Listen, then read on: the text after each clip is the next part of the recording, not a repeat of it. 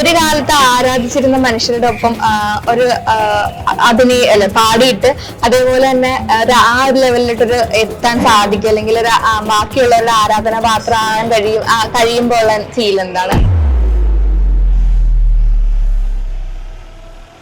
ഞങ്ങൾക്ക് വേണ്ടിയിട്ട് ഒരു പവർഫുൾ എനർജറ്റിക് സോങ് പാടാൻ പറ്റുമോ?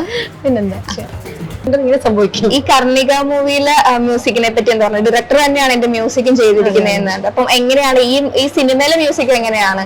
സിനിമയിലെ എല്ലാം നല്ല പാട്ടുകളാണ്, ഓരോ ടൈപ്പ് പാട്ടുകൾ വന്നിട്ടുണ്ട്. പിന്നെ മ്യൂസിക് ഡയറക്ടർ അരുൺ ചേട്ടനായിട്ട് വളരെയധികം നാളത്തെ ഒരു ഫ്രണ്ട്ഷിപ്പ് ഉണ്ട്, നിരവധി പാട്ടുകൾ ചെയ്തിട്ടുണ്ട്. അരുൺ ചേട്ടൻ്റെ തന്നെ ഞാൻ പാടിയിട്ടുള്ള വളരെ ഡിഫറെന്റ് ആയിട്ടുള്ള പാട്ടാണ് ഈ മൂവിയിലെ കർണികയിലെ പാട്ട്. അത് ചേട്ടനെ ട്രസ്റ്റ് ചെയ്ത് ഏൽപ്പിച്ചു എന്നുള്ളത് തന്നെ വലിയ സന്തോഷമുള്ള ഒരു കാര്യമാണ്. അതുപോലെ പ്രൊഡ്യൂസേഴ്സ് ഈ വോയിസ് അപ്രൂവ് ചെയ്ത് ഫൈനൽ വരെ എത്തി എന്നുള്ളതും ഒത്തിരി സന്തോഷമുള്ള കാര്യമാണ്. ഇപ്പൊ ഒരു കാലത്ത് ആരാധിച്ചിരുന്ന മനുഷ്യരുടെ ഒപ്പം ഒരു അഭിനയ പാടിയിട്ട് അതേപോലെ തന്നെ ആ ഒരു ലെവലിലോട്ടൊരു എത്താൻ സാധിക്കും, അല്ലെങ്കിൽ ഒരു ബാക്കിയുള്ളവരുടെ ആരാധന പാത്രമാകാൻ കഴിയുമ്പോൾ ഉള്ള ഫീൽ എന്താണ്?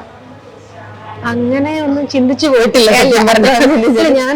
നമ്മള് എന്താ പറയാ, അങ്ങനെ നമ്മളിപ്പോഴും ആ ഒരു ലേണിംഗ് പ്രോസസ്സിലാണ്.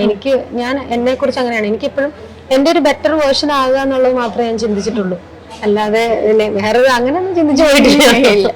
അപ്പൊ കൂടുതലും പാടിയിട്ടുള്ളത് മെലഡി ആയിട്ടുള്ള കൂടുതലും മെലഡീസ് ആണല്ലോ, അതാണോ ഇഷ്ടമുള്ള ജോണർ? അതോ എല്ലാം ഇഷ്ടമാണ്? കൂടുതൽ പാടാൻ കിട്ടിയിരിക്കുന്ന എനിക്ക് വോയിസ് ആപ്റ്റാൻ തോന്നിയിരിക്കുന്നോണ്ടായിരിക്കും വിളിച്ച് പാടിക്കുന്ന കൂടുതൽ മെലഡീസ് ആണ്. ഞങ്ങൾക്ക് വേണ്ടിയിട്ട് ഒരു പവർഫുൾ എനർജറ്റിക് സോങ് പാടാൻ പറ്റുമോ?